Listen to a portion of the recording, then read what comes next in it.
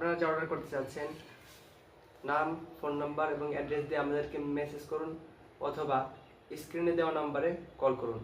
কোনো অগ্রিম পেমেন্ট ছাড়াই আপনি অর্ডার করুন, প্রোডাক্ট হাতে পেয়ে চেক করে এরপর পেমেন্ট করবেন ইনশাল্লাহ। আমাদের প্রোডাক্ট যদি আমরা যেমনটা দেখিয়েছি এমনটাই হয় তাহলে অবশ্যই আপনি আমাদেরকে